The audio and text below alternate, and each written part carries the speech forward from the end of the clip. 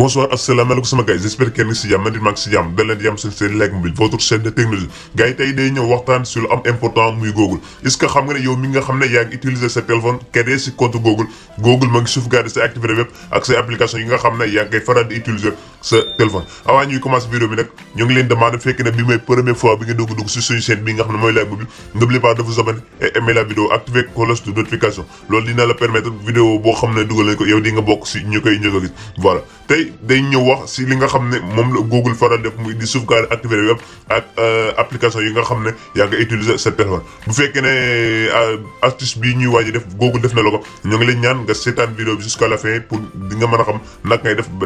ba désactiver ko sa li nga xam ne moo di sa téléphone. léegi da ngay dem sa Google wala nga dem sa navigateur Google Chrome voilà léegi nga dem sa profil léegi boo dem sa photo de profil am na fu mu lay defal gérer votre compte. léegi da ngay cliquer fi mu bind gérer votre compte léegi boo cliquer gérer votre compte automatiquement da ngay xaar page bi daal di recharger wu léegi page bu tijjee ko fan moo ñu intéressé mooy fi mu ñuy defal données et confidentialité foofu la ñuy cliquer léegi boo cliquer données et confidentialité léegi da ngay wàcc ba suuf léegi boo wàcc ba suuf am na fu mu la defal activité sur le web et les applications léegi ñun foofu moo ñu intéressé pour ñu mën a désactiver li nga xam ne Google def na ko suñu téléphone. léegi boo cliquer nga xaar page bi daal di tijjeeku léegi bu tijjeekoo fii la lay indil léegi bu tijjeekoo page bii la lay indil léegi nag ngay def mooy bu fekkee ne yow am nga temps mën nga lire texte bi nga xam ne def nga ko si pour gën a mën a comprendre voilà. léegi ñun boo wàcc ba suuf am na fu mu la defal am na fu mu la defal activité sur le web et les applications léegi boo xoolee application yi léegi da ngay glisser voilà léegi da ngay glisser droite am na fu mu la bindal tous les affichés voilà tout affiché léegi da ngay cliquer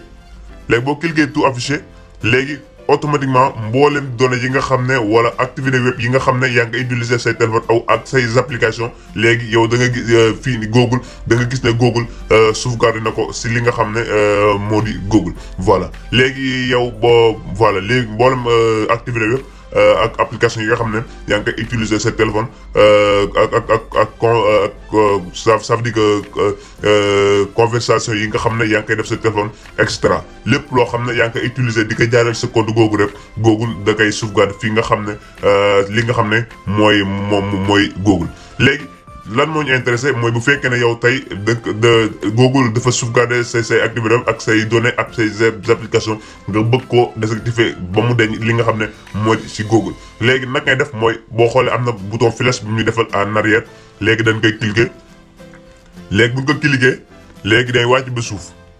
léegi boo wàccee ba suuf am na fu mu ñu defal 2 cases ça veut dire que bu dee Android ngay utiliser mën na la defal 3 cases yëpp c'est la même chose. léegi yow li nga xam ne dañ koo activer yow yooyu ngay désactiver léegi boo cliquer ci case bi fi la leen di léegi nga mu laaj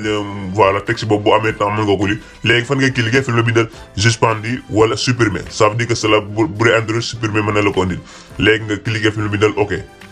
léegi bu ñu cliquer OK. léegi ban moo si des mooy bu ñu xool am na fu mu ne activité sur le web et les applications léegi bii dafa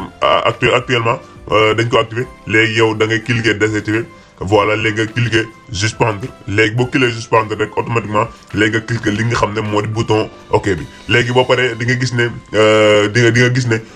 voilà Google bi nga xam ne dafa sauvegarder woon say activités ak say applications web yi léegi gis nga ni léegi avancé na ba mu deñ si li nga xam ne moo di sa téléphone voilà. léegi mën nga di commencer waat di utiliser sa téléphone comme na nga daan utiliser léegi Google sauvegarder benn si yi nga xam ne moo di say applications wala say activités web wala say confidentialité voilà sama gars yi jaay